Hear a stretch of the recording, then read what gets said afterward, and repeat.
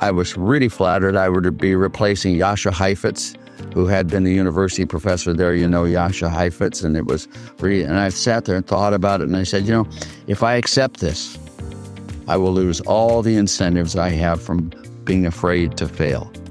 I will have a fail-safe situation, and within 20 years, I'll be a mewling, puking dummy walking around campus, plastering words all over. And I said nope, and I quit the university to go out into the real world to where I could lose. And by the way, the first 5 years of my being in the real world were terrifying. I mean, they were, but it's the best training ground in the world. You need to be able to love success, but to be terrified of failure. And you need both incentives. And that was what I applied to myself day and night, is how can I take the risk and do it and make sure I do it correctly and balance it. Welcome to the Going Big podcast. I'm your host, Kevin Gentry, and this is the place where we celebrate bold moves and big ideas.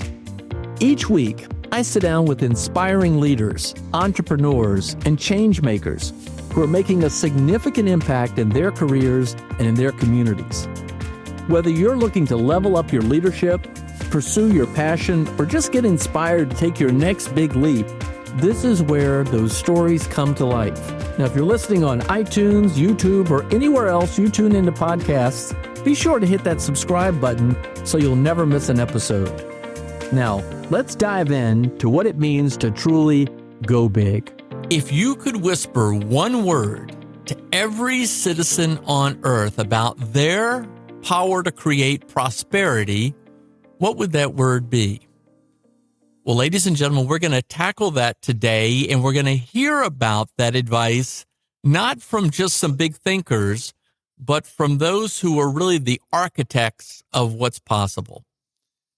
We're welcoming Dr. Art Laffer, whose Laffer Curve reshaped the entire global debate about taxes and incentives and growth. And we also have Lord Matthew Elliott, who led some of the most successful popular movements in modern British history. So as you're about to hear, we're going to hear about what it is that motivates and drives prosperity. Now, Art Laffer and Lord Elliott have a brand new book just released. It's called Prosperity Through Growth, Boosting Living Standards in an Age of Autocracy and Artificial Intelligence. It was just released. You can order a copy today. But to be clear, their goals are about something much deeper. It's a belief that growth isn't just an economic goal, it's a human calling. So this is the Going Big podcast, and today we're going to talk about what it means to go big for an entire society. So here we are. Welcome, Dr. Art Laffer and Lord Matthew Elliott. You're welcome. With pleasure. All right. Let's start where we began. I'm going to ask the first question to you, Dr. Laffer. If you could whisper one message to every citizen in the world about their power to create prosperity, what would that message be? To me, the way prosperity originates is in the individuals, in people. And what we had, let's say in the 19th century, we had a shortage of government. There were a lot of government functions that needed to be filled. They were filled, and we really came into the 20th century and now into the 21st century, having experimented with ever larger governments. My suggestion would be, if you want prosperity on this planet, reduce government back, cut it back by about 80%, and get to the government where it should be. And if you did that in taxes and spending and regulations and monetary policy and in trade, you could create an enormous prosperity on this planet in virtually every country. Government is just too large. We need government. We need it badly, but not this big a government. Awesome. Well, we got a lot to talk about today because we can strike to the heart of the problem. But you all are very action-oriented and have some solutions in your book and in your work, and we want to get to that as well. So, Lord Matthew Elliott, I'm going to move now to the second question I have for you, and it's very much related, though. If you strip away the numbers and the politics, what is at the heart of prosperity? What is the soul of prosperity? I think at the heart of our message is actually a key phrase, which you almost used with the title of the book.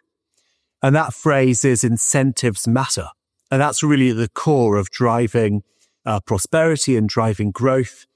And we always try to remember that, we get our wealth, we get our prosperity by the actions of individuals and companies generating all that wealth, generating those jobs. It's not the government that creates our wealth, it's individuals and companies. Well, all right. So now let's strike a little bit more to the understanding the problem. So, Dr. Laffer, the size and scope of government, what is the role of government in society today versus the role of the individual, the role of business to create prosperity?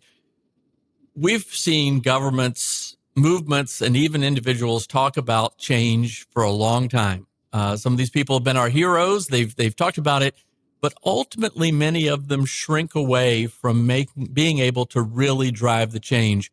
Why doesn't more change happen?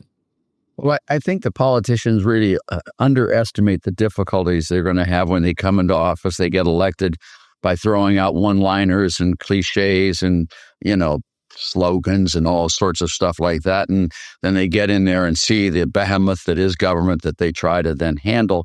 And they underestimate the difficulty and the size of that. And they start losing interest, losing faith, losing hope. And by the time they finish, they crash and become part of the problem of themselves. Now, what they don't realize, and which is true and which I hope we've made very clear in this book, is the simplicity of solutions is there to create prosperity. It is not as though it hasn't happened in the past. We had Ronald Reagan in the U.S. to create enormous prosperity. We had John F. Kennedy, and they had Lady Thatcher in the U.K. to create enormous reversal in prosperity. Once you think all is lost, if you put in that extra 15 minutes, all of a sudden the sky's clear, the dust settles, the smoke's gone, and there you are with very simple, straightforward solutions is exactly what happens. And as Matthew said so eloquently, it's all about people, and it's all about incentives. People respond to incentives. If you make something attractive, they'll do more of it. If you make something less attractive, repulsive, they'll do less of it.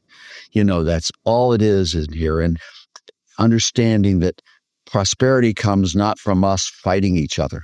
It comes from us working together. John F. Kennedy put it, and I'll stop here, but no American or no Brit is ever made better off by pulling a fellow American or a fellow Brit down. And we're all made better off if any one of us is made better off. And this is the line I used with Reagan in his first election run is, a rising tide, it raises all boats. This is not black against white, old against young, male against female, rich against poor. This is we're all in the tub together. And if we don't get it right, that tub becomes a conflict against each other rather than a pulling to create prosperity. If it works together, rich people should decide tax rates just as much as poor people should. Everyone should come to a consensus, and I could go on, but it really is incentives. Matthew, sorry. No, here, as our British friends would say. Lord Matthew Elliott, you're coming to us from London. I can see the Parliament building behind you, Yes. And clearly the obvious streets of London with the red buses and the iconic taxis in the background. You've run some incredible efforts in the UK, including the Vote Leave campaign. You were the chief executive officer of that, Brexit. Why? I'll ask you the same question. From your experience there, is this a universal thing? Why isn't that bold leaders aren't able to achieve more? I think you really need to think big, to use the name of your podcast. And one thing we did with the book was to speak to many people, about 35 people who are senior economic decision makers within the UK and beyond. It's included 5 prime ministers and 9 chancellors.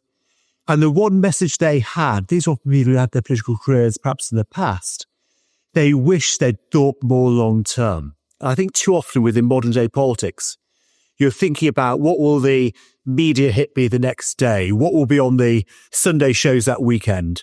What will the next election campaign look like to get in? What you should be thinking about is what will I do when I'm in office within that parliamentary period? So thinking big and working back from there. So their message would be, that's our message too, would be thinking about, right, big picture. How do you make a country prosperous? How do you improve living standards? Work out that into all the book, the principles and the policies, and then work backwards to where you are today. And thinking big is all about thinking long term. Here, here. Well, I appreciate your concentration on the thinking big concept. I'll use an economic question, I guess. And first you, Lord Elliott, and then Dr. Laffer. What is the hidden cost of not thinking and going big with respect to prosperity? We see it within the UK. If you go back to the year 2000, the turn of the millennium, roughly speaking, both UK and US GDP per capita were roughly the same, so equal living standards. Now within the US, each US citizen is on average 40% richer than the average UK citizen. And that's because of economic growth. That's because of the wrong decisions made within the UK. So what you see is over time, in the economic sense, people becoming poorer. And we're seeing that today in the UK, people fighting over a shrinking pie, essentially. And that's where a lot of the societal tensions and social tensions come from. Dr. Laffer, you've been offering excellent economic advice to presidents in the United States and people around the world for a long time. I think you were the first chief economist of the White House Office of Management and Budget back in the day, and you certainly advised President Reagan as well. What to you is that hidden cost of not thinking and going big? I think Matthew said it perfectly. I don't want to take it. I mean, when he does these beautiful words in the English language, I don't want to spoil them up with Americanism. I mean, the word chancellor, if you followed it with the correct second word, was just of the exchequer. I mean, how cool is that? How cool is that? I mean, there he is. And he's completely right. You think micro. One of the things, let me just add on to Matthew's comment, and it's just a minor add-on. He's right about the GDP per capita that he described now and how Britain has sunk. Do you realize that today Britain's real GDP per capita is less than the worst state in the U.S., less than Mississippi? I mean, wow. Yeah, these are big deals for an American. I mean, you've seen this decline. And don't confuse that with a very successful U.S. economy. It's not been terribly successful. It's just that Britain has been a catastrophe. The country we all love and respect to as our ancestor, Great Britain, has had the great snapped out of it. And we want to, Matthew and I and the two other co-authors, Michael Hinsey and Douglas McWilliams, want to put that great back into Britain. And that's the dream. Well, give us a little bit more of a global perspective, if you would. What is going on in Europe as well, Western Europe? Why is Eastern Europe doing somewhat better? What has happened? What happened in Chile, for example, in the past 30, 40 years, or Singapore, or some of these other countries that unleashed growth, and what happened, like South Korea, another great example, versus, what we thought were these dominant societies that are just killing themselves? I've been very involved in Chile. I was down there in the 70s with Sergio de Castro and Rolf Luders and all the Chicago boys. They were my students. We did the revolution down there with Pinochet, as you may know, and for 31, 32 years, it was the best performer there, all with what we're describing in the book, Prosperity Through Growth. That's the exact same recipe that we're providing here, proposing for Britain. If you look at what happened with Lady Thatcher, if you look what's going on in Europe, the reason Eastern Europe is doing so well is because they were treated so badly for so long that they know government doesn't work. And that when government gets too large, it infringes on your freedom and becomes the bully, not the helper. And the government that's large enough to give you everything is a government that's large enough to take everything from you. And that's what the Eastern Bloc is. Western Europe has not discovered that yet. They still think of government as the answer rather than the problem. Well, okay, now we're going to shift a bit to tapping what is possible still today. And you've already hinted at that with respect to your book and your comments. But Matthew, I'll ask you now a little bit more of a political question. Tell us about the importance of courage with respect to what you're arguing. I think courage is key. And this week within the UK, we're actually celebrating the centenary of Margaret Thatcher's birth. So there's a big celebration about that. And if you cast your mind back to the 1970s, when she was the leader of the opposition over here, that was a period where the UK was known as the sick man of Europe for not doing very well economically. And also the huge amount of trade union strikes and the winter of discontent and rubbish piling up in the streets. It was a hugely bad time economically. And at the same time, she was thinking of a better way for the UK. And she was inspired by the ideas of Arthur Laffer and Milton Friedman and Friedrich Hayek and other great economists like that to think of that better way. But at the same time, she was fighting against the Labour Party and the trade unions. And even, it must be said, people within her own political party, within the Conservative Party, who were still very blinkered. They couldn't see beyond today.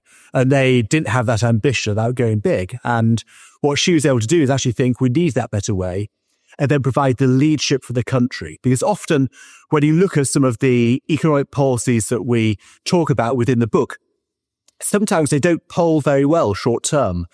And you need the leaders there to explain how by bringing in the policies, you then generate the growth that makes everybody better off. But you need that leadership there, and that requires courage as well. Well, the world craves new leadership. That's obvious. But now let's turn a little bit differently, though, with respect to you all's involvement both with the extraordinary Reagan prosperity, from which until even very recently, until I would argue that President Biden's administration kind of really drove it into the ground. We enjoyed decades of prosperity in the United States thanks to many of Reagan's policies. Same with Thatcher, as you're saying. What are those universal principles that made that prosperity work so well? We've talked in the book, this is a brilliant first chapter by Dr. Laffer, in terms of the North Star of economic growth. And within that North Star, you have the 5 kingdoms of economics. You have the tax, spending, regulation, trade, and money. And you need to get the policies right in all of them. It's not just enough to get it right in one. And what we do with the book is look at the principles of why you need low taxes, sound money, free trade, etc. Then we look at the history of it, particularly looking at UK and US and international economic history to prove those principles right, to prove that if you get the policies right in those areas, you get faster economic growth and better living standards. And then what we do is apply those principles to the UK at the moment to come up with a practical plan that the Chancellor of the Exchequer at the moment, Rachel Reeves, could implement this year to get Britain on a better growth trajectory. Isn't that perfect? I mean, Kevin, you've got to admit that was the perfect answer. I mean, I couldn't even think of comment. It just is not only sounds good, it is good. It's the right thing to do. It's what Reagan did. It's what Thatcher did when she was in, and it works. And these people, I would not use the word courage so much as I would dream. Bobby Kennedy said it so beautifully. I see things that are happening, and I ask myself why, and I imagine what could happen, and I say why not. And, that's the dream. And what Matthew just put is the dream is a low rate, broad-based, flat tax, spending restraint, sound money, minimal regulations, free trade, and get the hell out of the way. And the British people will be able to solve their own problems with the right framework. And that's the dream of all of us. Well, you referenced President Kennedy, and of course, he had that dream of getting a man on the moon by the end of the decade in the 1960s. Yes.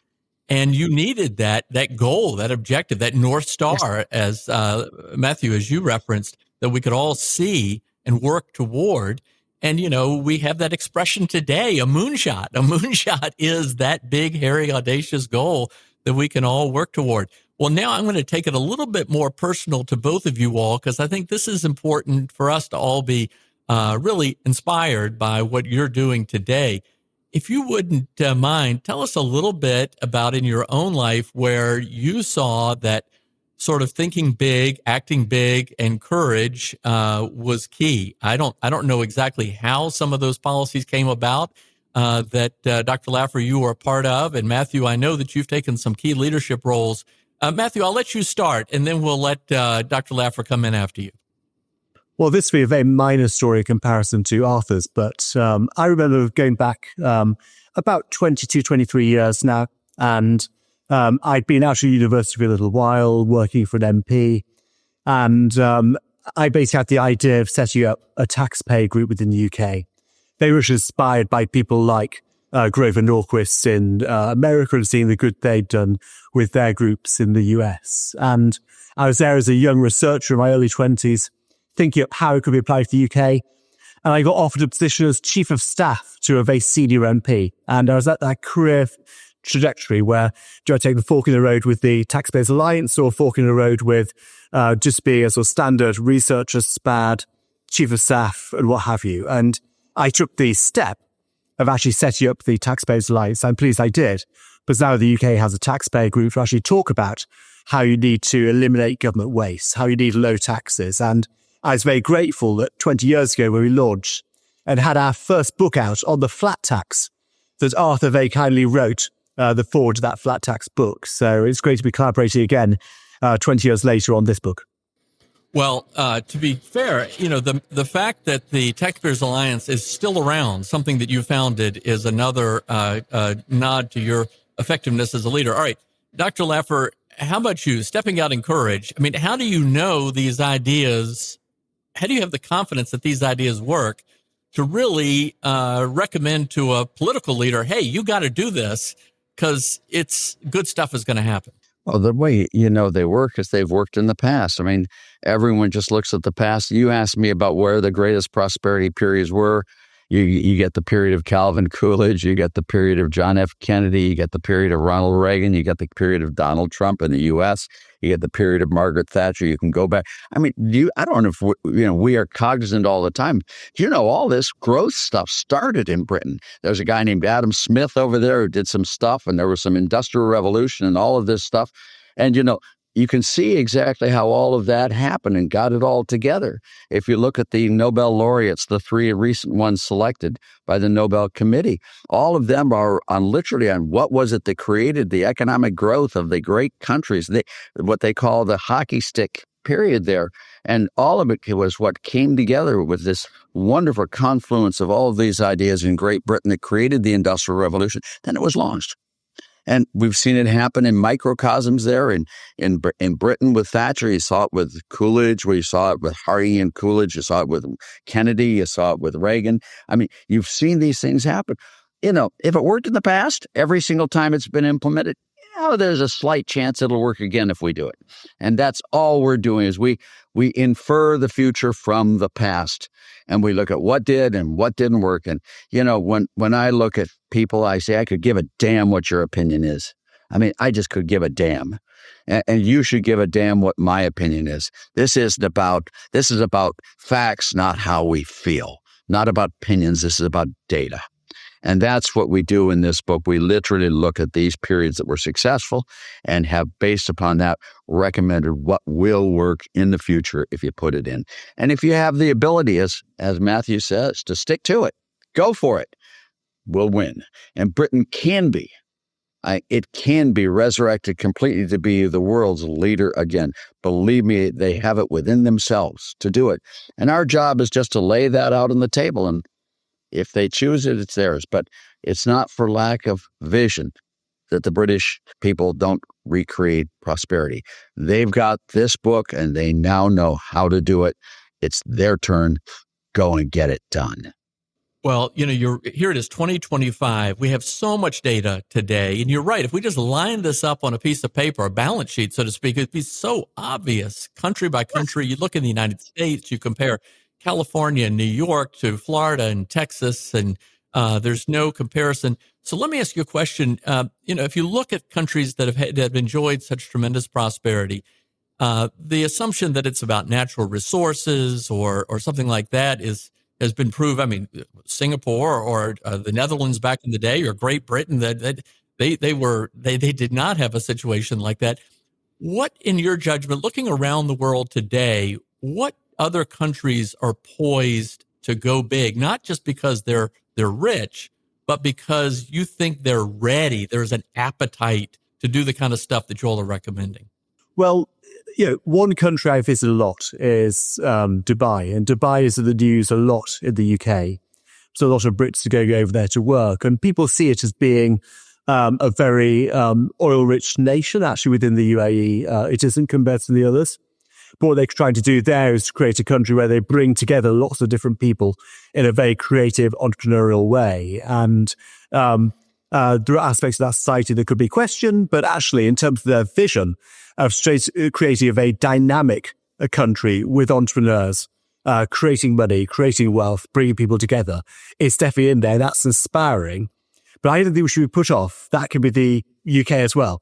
And we've still got, the analogy I have to use is about the state of the UK economy. There's a poll done before the Christmas asking the UK public, if the UK economy was a car, what sort of car would it be? And they were saying it would be like a sort of slightly rusty, what we call a Robin Reliant, not a very nice car within the UK. Actually, I see the UK as being an old vintage sports car, slightly unloved, in the garage a bit too long, needs some looking after, needs a bit of de-rusting, needs some TLC, needs the electronics upgrading. But actually, the fundamentals there are still there to be a great economy, to be a great country again. And hopefully with the book, though with follow-on campaigning, we'll get there. Well, I'm glad for many obvious reasons you're not giving up on the UK. And you're right. You think back, Dr. Laffer, you mentioned we remember the 1970s. Matthew might not, but you and I do. And both in Britain, but certainly in the United States, there was almost a general acceptance. The Malays, we're number two. We'll never be great again, et cetera. And we've done this before. So any country can come back from the abyss. So I want to turn it back. We're about to wrap up soon, but I want to turn it back to you again personally. Think back about in your own case where you thought big and you had to step out in courage, because this comes up a lot in this podcast. People want to know how can they think about in their lives to act big. And again, we're gonna wrap this up tied to this whole argument that you've been making, but with respect to your own life, Matthew, you mentioned the Taxpayers Alliance, but even with respect to leading Brexit or whatever, what was an example where, if you could share, you had to step out in order to go big? And then Dr. Laffer, I'll let you come in after Matthew. Great. Well, the Taxpayers Alliance is a key one, but then also setting up the Brexit campaign, which was many, many years in the making of, and setting up the coalitions behind that of business leaders, of thought leaders, of society in general. So that was a big effort. But I think we need to hear from Arthur on this, because this year is the 50th anniversary of the Laffer Curve. And the Laffer Curve has had such a big impact in terms of not only economic thinking, but also societies right across the world in terms of they approach these. We need to hear the story behind the Laffer Curve and from Dr. Laffer himself. Well, Dr. Laffer, please. But before that, I just want to acknowledge Lord Matthew Elliott is exceptional at building coalitions and thinking through how to bring people together, because you can't just win this just because you're right. You have to be effective in the efforts as well. But Dr. Laffer, tell us about the Laffer Curve that we've all known about all our lives, or most of our lives. It's such a simple thing. Everyone in microeconomics understands you can overprice a product and lose money. Everyone understands you can underprice a product and lose money. That there's a correct price for maximizing profits. Every microeconomist uses it. And the Laffer Curve is nothing other than that concept. It's really very simple. You can overtax an economy and lose ground and not get money, undertax it. It's been in the economic literature for 1,000+ years. It's in the Muqaddimah by Ibn Khaldun. It's John Maynard Keynes has the greatest example. The only problem is macroeconomists didn't use it. And when we came into the 50s and 60s in the U.S., everyone assumed that if you raise tax rates by 10%, you're going to collect 10% more revenue. And all I did was bring this simple idea back into macroeconomics, and it caught fire. Now, just for the record, I didn't invent it. I didn't develop it. It's been around forever. It's not me, but I did use it, and I did bring it back, but I also didn't name it. That was Jude Wanniski of the Wall Street Journal. Right. Taxes, revenues, and the Laffer Curve. And I'm, what? But I love it, and I don't want to ever change it. It's been the greatest thrill ride for me I've ever had. But I did bring it back in, and once you start considering the feedback effect of taxes, of regulations, of sound money, of free trade, of all these things, once you understand there's a dynamic context that leads to a much greater effect total consequence. As Matthew said, it should be taxes have consequences, and that's based on incentives. I mean, that's it. And that's, I apply it to my own personal life. Your question was, what personal life change did I have ever? I was a professor. I was the Charles B. Thornton professor at USC. I think it was the highest paid professor at the university. And they asked me to be the university professor, which is a single position. And it's a lifetime appointment. And it's, you walk around and people bow and kiss you and blah, blah, blah, blah, and all that stuff. And I was really flattered I would be replacing Yasha Heifetz, who had been the university professor there, Yasha Heifetz. And it was really, and I sat there and thought about it. And I said, if I accept this, I will lose all the incentives I have from being afraid to fail. I will have a fail-safe situation. And within 20 years, I'll be a mewling, puking dummy walking around campus, plastering words all over. And I said, nope. And I quit the university to go out into the real world to where I could lose. And by the way, the first 5 years of my being in the real world were terrifying. I mean, they were, but it's the best training ground in the world. You need to be able to love success, but to be terrified of failure. And you need both incentives. And that was what I applied to myself day and night, is how can I take the risk and do it and make sure I do it correctly and balance it. Well, those are the kind of insights. That's the kind of wisdom we love to hear on the Going Big podcast. So thank you for sharing that. On the Laffer curve, so the top of the curve is the optimal tax rate that generates the most revenue. And your argument was that if you reduce taxes, it would actually produce more revenue. Well, tell us, you sketched it out on a napkin. What was all that about? That's a nice story, and no good story on earth should be denied embellishment. And that's exactly what that story is. I sat there, the sun shone right through the clouds. It hit on my napkin in the hotel with my classmate, Dick Cheney, who was my classmate at Yale, with Don Rumsfeld, my best friend at the time, and and all of a sudden this hand from God did that. No. I've been teaching this for quite a while in classes there. It's a mathematical model, and I use the pedagogic divide of the curve to illustrate that there are two effects taxes have on revenues. One is the arithmetic effect, very simply. If you raise tax rates, you collect more revenue per dollar of tax base. Period. That's the arithmetic effect. But there's the economic effect, which if you raise tax rates, you make that activity less attractive. And people will do less of that activity. These two effects always fight each other. They always do. And some instances, the arithmetic effect works. That's the bottom part of the curve. And some of these instances, the economic effect dominates. That's the top of the curve. You want to always be in the bottom of the curve. Always. In fact, you want to be way in the bottom. You don't want to maximize revenues. You want to maximize prosperity. And the tax revenues that come with that will be plenty sufficient for creating growth. And that takes us right back to the first question is, this is how we can create it. We've got the plan for the people there in Britain. Here's what you do if you want to be prosperous. Go for it. We've given them the recipe of prosperity. They now need to literally put it in the oven and cook it and bring it back out and bring Britain back to prosperity. Well, that is a bonus economic lesson from Professor Laffer. So thank you in addition, on top of everything. All right, as we bring it to a close, I have two final questions. The first of the two is, and I'm going to start with you, Dr. Laffer. If anyone listening, whether they're a student, an aspiring entrepreneur, they want to go into politics, whatever it is, what should they start doing tomorrow to prepare to go big in their life? Follow their incentives, follow their dreams, do what they can. Life is a long journey, and, you prepare for the best prosperity in the best ways. You're going to hit obstacles, but dream for the dream. And I would say that's what people should really do, and make sure that they give themselves the proper tools to deal with it. And some people are born with disadvantages. They need to overcome those as well. And some people don't have the ability and the skills to fly to the moon, but they can fly to the clouds. And, everyone should take his or her own hand and play it as best they can for the long term, the long run. Well, Lord Matthew Elliott, you're still a young man, but still, what wisdom would you share? I would say, don't be afraid to ask. You've got to ask people for things. And if people say no, don't take it personally. Where I'm from in the UK, it's a place called Yorkshire, from Leeds.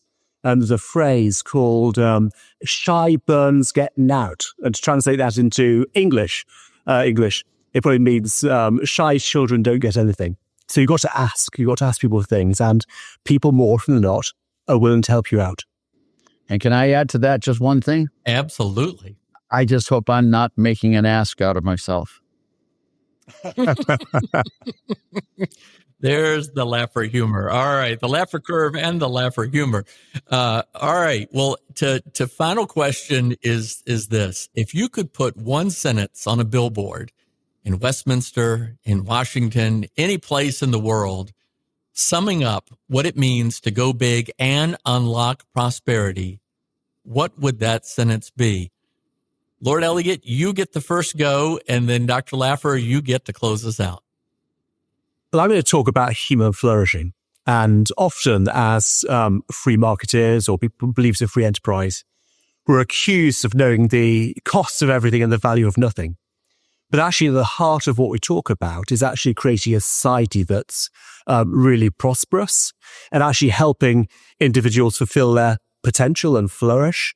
And that means allowing people to set up great companies and invent great things, and allowing people to, create philanthropy that supports the arts and creativity. So actually the best way to get a really prospering society, a flourishing society, is actually through individual liberty and free enterprise. Dr. Laffer?